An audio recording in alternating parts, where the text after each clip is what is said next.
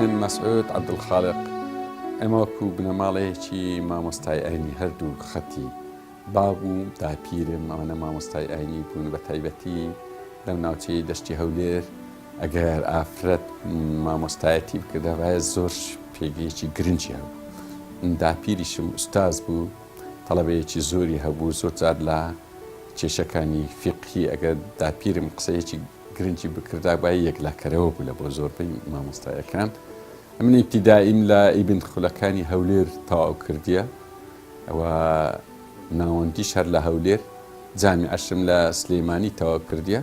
ماستەریشم لە زانکۆیەکی بەریتانی تەواو کردیە. لە فترانەش هەر وەکو تەبیعاتی خۆم کاتێککە حیزبی بە زۆر زوڵمی لەو میلەتی دەکرد پەیوەندیشم بە شۆڕش کردو، ناو شۆڕشیشم کردووە. من وەکو حیزبی و ئینتیمای سیاسی لە ژیانمدا کەمتر ئینتیمایی سیاسیم هەبووە، بەڵام قەت هەرگیز بێلایەن نەبوویمە لە هەڵوێستی نێوان زاڵم و مەزلوم. یعنی وەکو ئینسانە گیان مەبادی یان ئاینداری هەر لایەنگیری مەزلوم و بووینە و هەروەش دەبینین.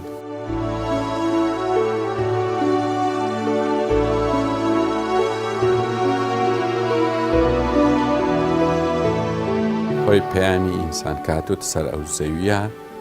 پامێکی سیاسی و سەقافی وەکوبری ئیعمار و بەرپاکردنی حەزارەتە.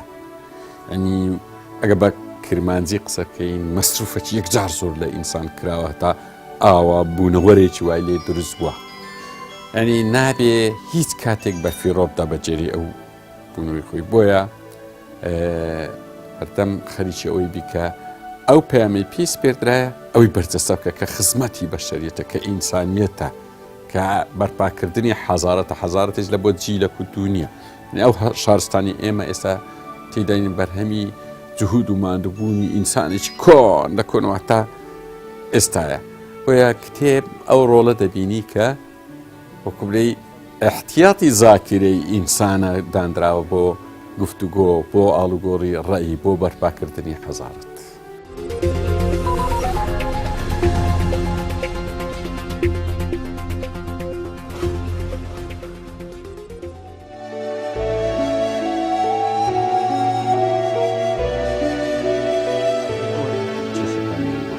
ئەو گۆڤەوە ناوی گۆڤارە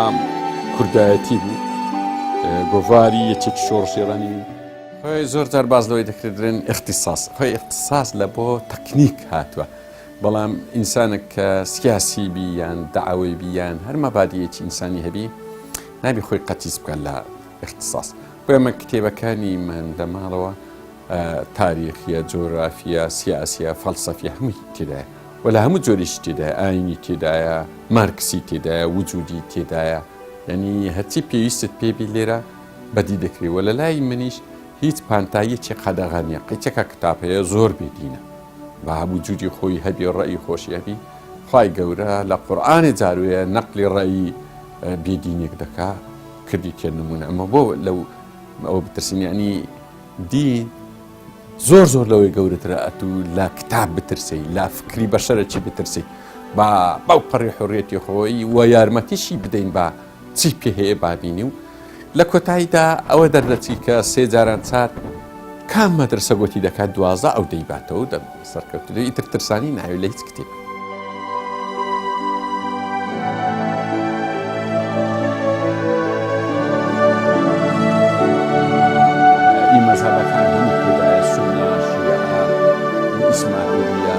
کتێبە گرنگترین شتەوەیە وەکوبرەی وای لێ بکەین بەرژەوەندی گەنج خۆی بزانێت، بەرژەوەندی گەنجیان حتا هەر ئینسانێک کە هاتۆتە سەر ئەو زاوەی زەویە تەمەنێکی زۆر کورتی هەیە. ئەوەی نییە بە دۆمینەوە و بە شەو ڕابواردن بەلاش بیبێ سەری ئەو مێشکەی ئینسان بە قەدرایەتی ئەو گەردونە ئیشی لەسەرکرایە و ماندی بوونی پێکرێ. بۆیە هەموو دەم ئەخوێ ئینتاجی هەبی، یان خوێندنەوە یان بیر لێکردنەوە ئەوەی هەبی. بۆیە گەنجان وا چاکە بە تایبەتی لە کوردستان کە مەجالێکی زۆر هەیە. هەنی ئێستا جاران لە سەردەمی ئیمپراتۆریەتەکان کوڕە هەژار و کوڕە ینی ئەوتانی تەبەقای خوارێ بوو، هیچ بوارێکی لە پێش نەبوو، دەسەڵات وێڕاستی بوو لە بۆ کوڕە ئاغا و کوڕە دەوڵەمەند و کوڕە شێخ و ئەوانە بوو. ئێستا ئەوە نەمایە. سە لە کوردستان مەجالە چی زۆرێ لە مەرحەلەی ئینتقالیە ئەو حیزبانەش حیزبی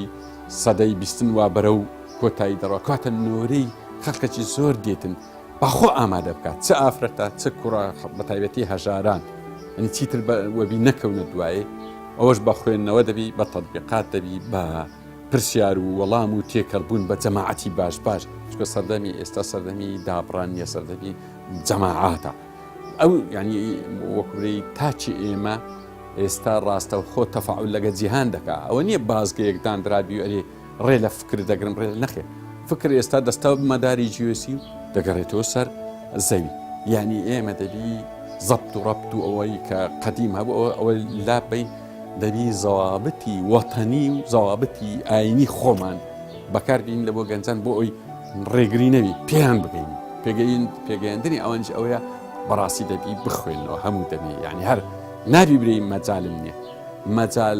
مەجال نەبوون ئەوەیە گەنج کە ئەوە دۆڕاندم ئەوڕۆ ئەگەر کتێبی نەخوێندەوە ئەگە شتی نوێ فێر نەبوو یان خەڵکەی فێر نەکرد ئەو ڕۆژێکی دۆڕاو بووە.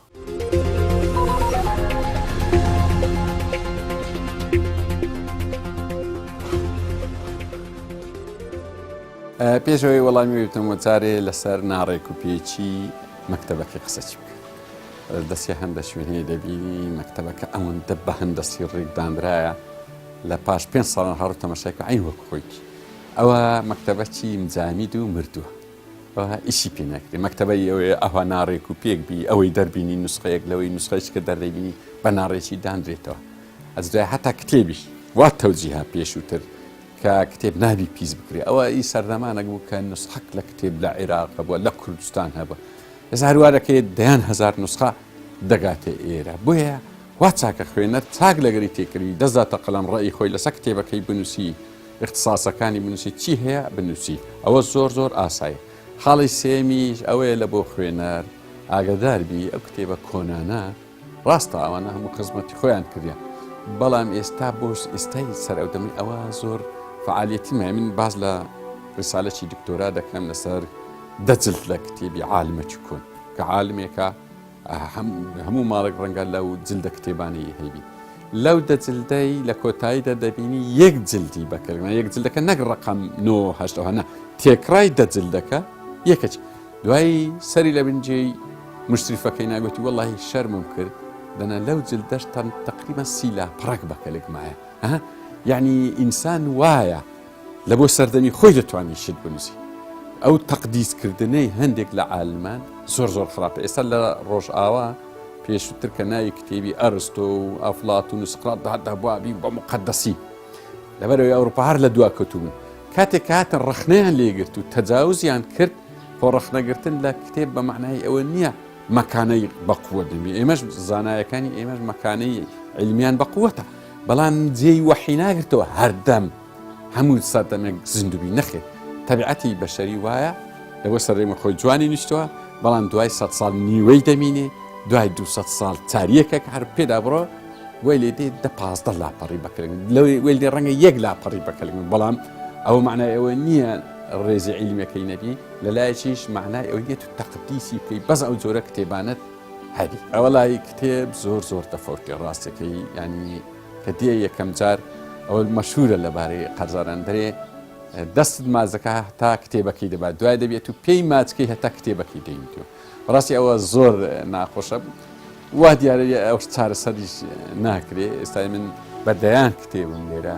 ڕوویە ئەوەندەم سیقە لەسەر بووە کە باسی کردیا هەتا ناویشم نەنووسێت دوایەکەش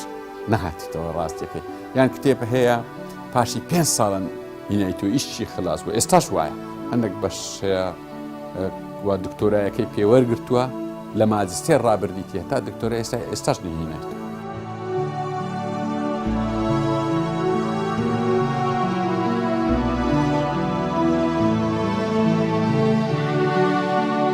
بەڵێمە نزیکەی 16 تا 17 کتێبە هەریەکە مناسەبات و کە لە نەچی پڕ کردێتەوە لە کوردستان لە بۆ خوێنەر ینی پێویستی بە لایەنتر نەبی یان یارمەتی دەرێت یەک لەو کتێبانەوە ناسنامەی کەرکووک و ناوچە دابڕێوەندراوەکان ئێمە هەر نەستاوی نەهاتن بە تۆبزی وا بکەین وە بزانین کەرکووک کوردستانیە نەخێر ینی وەکو بەڵگە نامە نێودەوڵەتەکان بەڵگە نامە جوگرافی و تاریخەکانی قەدیم و نوێ باس کراوە کە ناوچەی کەرکووک کوردستانیە و قەراراتەکانی ئومەم متحیدە و چۆنیەتی جێڕانەوە چۆنیەتی تەعایش بۆ ئەوەی زەڕیش بە پێکاتەکانی تر نەکەی لە کوردستان بەداخەوە دەسەڵاتی خۆمان زۆر پابەند نەبوو بۆی ئێستاواگەیشتە ئەو ڕادەی وەکو ئێستا. ئەو کتێبە ئەوە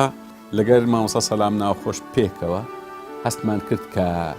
بەندەکانی سیڤەر وەکو پێویست لە کوردستان بڵاو نەکرێتەوە. خەڵکەی زۆر وەرزانی سیڤەر تاوا بوو. خۆی سیڤەر لە ڕووی سیاسی هەڵوەشایەوە، بەڵام لە ڕووی قانونی قووەتی زۆر ماوە بە تایبەتی لە بۆ ئێمە. دوایە معنای زۆر گرنگی تێدایە. گزارش لەوەی دەکات کە دەسەڵاتی کوردی ئەو کاتی لە دەسەڵاتی هەندێک میلەتانی تر باڵاتر بووە. بۆ نمونە لە عێراق پێویستی بە ئینتیداب بووە، لە کوردستان پێویستی بە ئینتیداب نەبووە، پێویستی بە ڕاپرسی و ڕێفراندۆمی کردیەکەوە تا مادەی زۆر بە قووەتی تێدایە لەو قەزەی ئەوش باس کرایە. لەو کتێبە ڕۆڵی ئەلمانیا لە دروستبوونی مەینەتی کورد ئەوەکو باسم کرد کە وا باو گوایە ئەوە ئاین بووە بەرپرسە لە قەزی کورد و وای لێکردێکە کورد نەگاتەوە. ئەو پرسیارەگە لە زۆرە لە ناو کوردان ئەمە ئاین وای لێکردین هەموو میلەتان سوودیان لە ئاین وەرگرت، بەڵام ئێمەی کورد ئەوانە لێرە دەردەکەی بە پێی وەسائقەکانی بەریتانی و عوسمانی و ئەرمەنی و ڕووسی کە ئەو قسانە ڕاست نییە. بە پێچەوانەوە هەتا سەردەمی ئاینی بوو کوردستان زۆر گەورە بوو، سنووری کوردستان بە تایبەتی لە سیڤەر سنوورەکانی دیاریکرد. دوای دێت سەردەمی ئەلمانیەت وای لێدی بۆ ئەوەی ئەوانە وەکو خۆی وەکو حەقیقەت ڕوون بکەینەوە. ئەو کتێبەش ناسنامەی حیزبە کوردستانیەکانە. ناسنامە بە چت بەدیار دەکەی بە تەنها ئەوە نییە هەر ناو و هەویەک دیاریکردن، یە حیزب ئالۆزترە دەبی تاریخی شخصیاتی ئەو مەدرسەی کەلێتی و هەڵسوکەوتەکانی کە کردوێتی. لێرەمە وەکو خۆی هەمە حیزبە کوردستانەکان بە تعریفی خۆی باسمان کردوونە تا ئەو بەڵام هەیە لەو تعریفانش ئەنی نیگەرانی خۆی هەیە، ینی ئێستا پشێمانە چکە حیزب پێ چەندین مەدرسەی ئەو بەر کردێ. ئێمە هەر نەستاین لەوەی لە کۆتاییدا وەکو برێ خوێنە ڕاپێچین بۆ ناو ژووری لە مەدرسەکە نا، ئێمە هەستاینە بەردەرگای هەر چوار مەدرسەمان ڕوونا کردەوە، حڕیەتمان دایتە خوێنەر خۆی یەکیان هەڵبژێری کە کامیان چارەسەرە، هەم بۆ کێشەی کورد هەم بۆ کێشەی مرۆڤ لەسەر ئەو زەویە. ئەو بە کورتی ئەو کتێبە تعریفی. ئەو کتێبەش ئافرەت لە ڕەوەنگەی ئەلمانی و ئاینیە، ینی بە کورتی باز لەوەی کرایکە لە ئەسڵ لە ئافرەت کێشەکانی چییە؟ بۆچی هەر پیاوان کێشەی ئافرەت دەوروژێن خۆیان ئەو کێشەیە ناوروژێنن؟ چارەسەریەکانی چییە؟ ئێستا چارەسەر کراوە لە جیهان. ئەو بە کورتی باسێکە و بەراوردێکە لە نێوان هەموو ئەوانە. ئەو کتێبە چارەنووسی فترالی لە دوای دەرچوونی عێراق لە بەندی حەوت. مەفهومی بەندی حەوت لە میساقی متحید زۆر وازح نەبوو لە کوردستان، بۆیە بە زۆری دەسەڵاتی ئێمە یان سەرکردەکانی ئێمە بێ ئەوەی بزانن معنای دەرچوونی عێراق چێ لە بەندی حەوت حەولیان دەدات دەربچێنن. طبعا 5 ساڵە دەرچووە، ئاخر فەقەرەی ما بوو چەند ڕۆژێک لەوە پێش ئەوەی کوێت بوو ئەویش دەرچوو. ئەمە هەینێ باسمان کردێکە فیدرالی ئەو فیدرالی لە ژێر ئەنی هەم بە فراوانتر ئەو دەستکەوتانەی کە لە بۆ کورد لە 100 ساڵی ڕابردوو لەو فترەی کە عێراق لە بەندی حەوت دەرچوو یەکجار زۆر بوو لە ڕئیس جەمهوری لە فیدرالی لەو دەستوری کە ئێستا هەیە لە بەغدا لەو نسبەی 170 کە دەهات. ئەوانە ئەمە دەمازانی کاتە کە عێراق لە بەندی حەوت دەردەچی ئاوا نامینی، بۆیە ئەمە ئەو کتێبەمان نووسی کە بمینێ و کە ئیشی لەسەر بکرێت وەکو عادەتی دەسەڵاتی کوردیش کەمتر ئیلتیزام بەو جۆرە نەخشە و پلانە ئەساسیانە دەکەن. ئەو سێ کتێبە هەر سێکیان مەوسوعەی جوودی بەرجی یەکەم، بەرجی دووەم، بەرجی سێمە ئەوەی هەر یەکێک بێوێ لە دنیا بکە، یان بێوێ گفتوگۆی تەلەڤیزیۆنی هەبی، یان وتاری جومعەی هەبی، یان مهتەمبی بە قەزیەک یان لە حیزبێکی سیاسی دابی، پێویستە ئەو سێ بخوێنەوە چونکە ئەوە هەم معلوماتت دەداتێ لەسەر زۆربەی چەمکە ئەساسیەکان. ئێمە چەمکە ئەساسیەکانمان جودا کردەوە، زاراوەکانیش لەگەری ملحەق ئیشمان لێ جودا کردەوە. ئەجا هەر ئەوەندەش نییە تەنها زانیاری پێدان بی، نە، منهەجێکی حەیاتیشمان لە بۆی دانایە کە چۆن بەکاریان بینی ئەجە دوایی ڕاستکردنەوەی چەمچە زۆر چەمکەی بە هەڵەی هات کوردستان وەکو خۆی دامان نایتەوە و ڕوانگەیەکی کوردستانیشمان بیناکرێت چکە تەرجومەی مەوسوعات ئەو مەوسوعانەی کە نووسرایە بە ڕوانگەی وڵاتێک لە وڵاتەکان نووسرایە بە پێی مەسلحەتی ئەو وڵاتەی چۆنیەتی دەڕوانی تەڕوودا ئێمە حەولمان داوە بینای ڕوانگەیەک لە بۆ خوێنەری کوردکەین چۆن ڕووداوەکان دێتە پێش ئەیش ڕوانگەیەکی هەبی لەو مەوسوعانە ئەو حەول و تەقەلایەنەی تێدایە ئەوەش ڕەوشی فەلسەفی سەدەی 21ەکە لێرەدا باسی باکوبرەی پرسیارە ئەساسیەکانی فەلسەفەی نوێمان کردێ ئێمە باسی فەلسەفەیەکی وشک و جاف ئەرێ وجود لە پێش ماهەیە یان ماهەیە لە پێش وجودا ئەرێ علمی کەلام گرنگە یان فەلسەفە ئەوها نییە ئێمە ئەو بەشە فەلسەفیەمان هەڵبژاردی کە تەطبیقیە کە ئینسان هەموو پێویستی بۆی هەیە کە ئەو لەو گەردونەیدا چییە خوای گەورە پەیوەندی بەو گەردونەی چۆنە یاساکانی سروشت چۆن ئیش دەکەن ئاینەکان لەگە یەکتر چۆنن خزمەتکردنی بەشەریەت چۆنە تێگەیشتن لە ئەنبیایەکان چۆنە مافی ڕەخنەگرتن مافی ئینسان لە پرسیارکردن لەو گەردونەی چۆنە هیچ شتێک لەوانە جێی مەترسی نییە لێرەدا پیشان درراوە کە پانتایەکی فراوان لە نێوان هەموو ئینسانەکان هەموو ئاینەکان دانراوە کە دەتوانێت لەگەر یەکتر بژین دەتوانێت یارمەتی یەکتر و برایەتی بی نەک شەڕ و شۆڕ و ناکۆچی ئەوە بە کورتێ و باش لەوە تۆزێک جوداترە ئەوە عەرەبیە مەچەند کتێبێکی عەرەبیشمان هەیە ئەوە بە باز لە حەقی تەقریری مەسیر یان مافی چارە خۆنووسینی کوردستانەکە بە پێی قانونی دووەلی چکە ئاڵۆزترین بابەت ڕوو لە تاچی کوردەکە ئەو بابەتەیە ئایا ئێمە لە قانونی دووەلی دەتوانین ئەو مافانەمان هەبێ کە بڕیاری لەسەر درایە و چۆن بەکاری بینین ئەوە لە بۆ حیزبی سیاسی و سەرکردە باڵاکانە ئەگەر ئەوەیان بە جوانی بخوێندا باە تووشی ئەو شکستەی ڕیفراندۆم نەدەبوون یان زۆر جار هەیە ینی وەکبرەی تەبەنی ڕیفراندۆم لەگە فیدرالی زۆر جار هەیە مقارنەیان دەکردیان بۆ ئێمە چۆن سەرکەوتوی لێ نیان دەزانی ئەوەنە دوو بابەتی جیایە ڕیفراندۆم عیلاقی بە سیادەی دەوڵەتان هەیە عیلاقی بە میثاقی ئومومی متحیدە عیلاقی بە 15-16 قرار هەیە ئەوە هەمووی ئەوانە تێدا لێ ڕوون کردێتەوە بە دەقی وەسیقەکانش هەرچی بەڕێی من ئەوەی بە جوانی تێبکە و بخینەوە نەخشە ڕێگەیەکی وردی دەست دەکەوێت چۆن ئینسان عریزە دەدا ناسنامەیەکی لە بەخۆی دەردەکە ئاواش چۆن ئەتو لە سکاڵایەک دەست پێ دەکات تا دەگات تا ئەوەی خۆت بە ئەندامیەتی لە ئومومی متحیدە وەردەگری ئەوە هەمووی تێدایێت ینی ئەو ئیسراتانەی کە پێویستە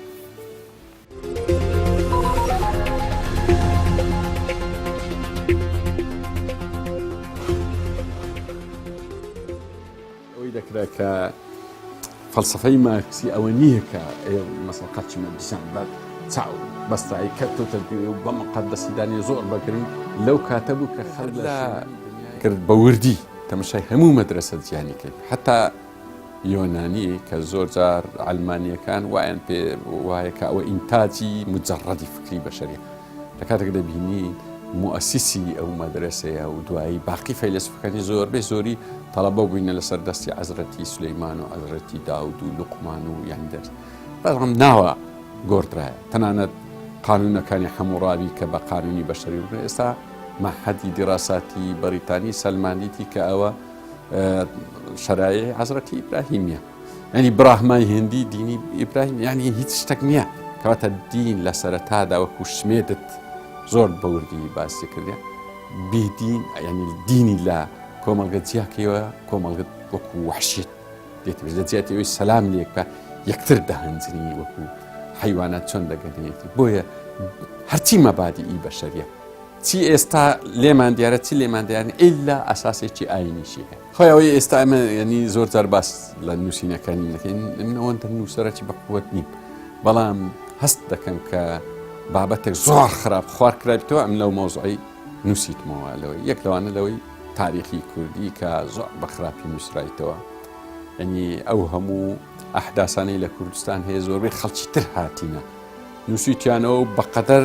وجودی خۆی دەرسی لێ وەرگرتووە ئێمە بە خۆمان نهاتوین دەرسی لێ وەرگین زۆر مەسەڵەن بۆی منە ئێمە ئەحداسی جوودیمان هەیە شەڕەکانی پاشی ترمان هەیە جەنگەکان و جیهانیمان هەیە ئێمە نهاتین بە خۆمان دەرس لێ زۆر جار هەیە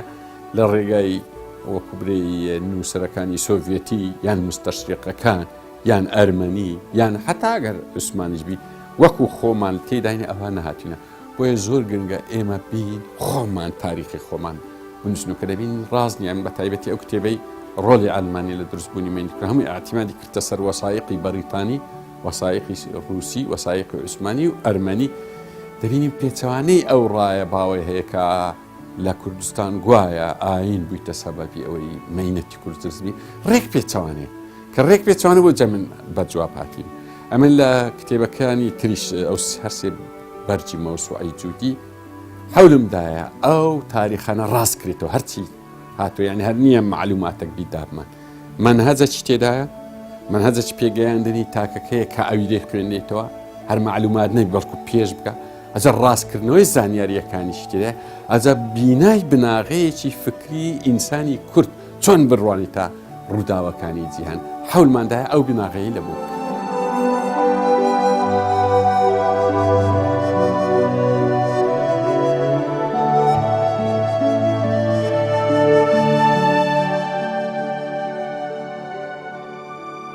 ئەو کتێبە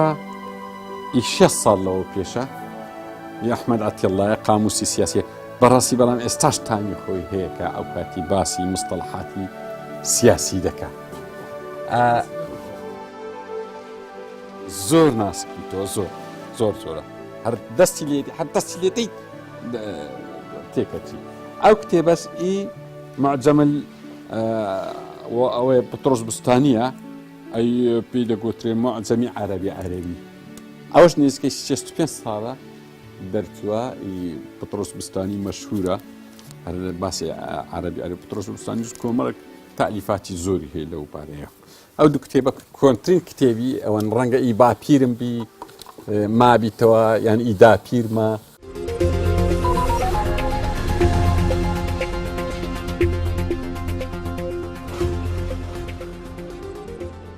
خۆی ئەوەی وەکو برەی تەخدیری گەنجی کرد ئەو ئەزمونەی کوردستان ئەزمونێکی یەکجار زۆر ناشیرن بوو ئەگەر خۆمان لە ناو نەبووینایە دەمان وڵای ڕەنگەوە دەستی بێگانە و دەستی دوژمنانی کووردە وا لەو دەسەڵاتی دەکە کە ئیحتیمامی گەنجان ڕوو لە هەندێک شتی ڕابواردن و ڕوو لە مادیات و ڕوو لە هەندێک شتی وای کرد ڕاستی دەبوابی ئێمە بینای گەنج بین بینای عەقڵی پێی دەگوتر ژێرخانی عقلی ئیش بە تعلیم و بە خوێندنەوە و بە شارەزابوون و بە ئینتاج و بە داهێنانە بووە زۆر بەداخەوە ئەوەنی ئەم بۆیە ئەرچی سەرشانی داعیەکان ئەرچ سەرشانی ڕەوشەنبیرە گەورەکان و نووسەرە گەورەکانی کوردستان ئەوە نییە دوو مقال بەسەر دەسەڵاتەکی پیس و چەپەردا برین کە ئەوە ئیشیوانی نە ڕوو لە گەنجان بکەن پەروەردەیان کە چکە پەروەردە لە کوردستان پەروەردەی ئەکادیمی پەروەردەی سەقافی پەروەردەی کەلتوری ئەوانە زۆر لاوازە یەکجار زۆر بۆیە ئینتیما لاوازە و باڵین دەروون ناسکە ئێستا لە کوردستان بکبری دەرد زۆرە ئەوانە هەمووی دەبی چارەسەر بکەین ئەرچی سەرشانی نووسەرانە ڕۆژنامە نووسانە ئەوانەی کە ئەزمونێکیان هەیە وەکبری ئەمانەتێکە لە سەرشانیان ئەوانە ئەو نیشانە بکەن بۆ پێگەیاندنی گەنجان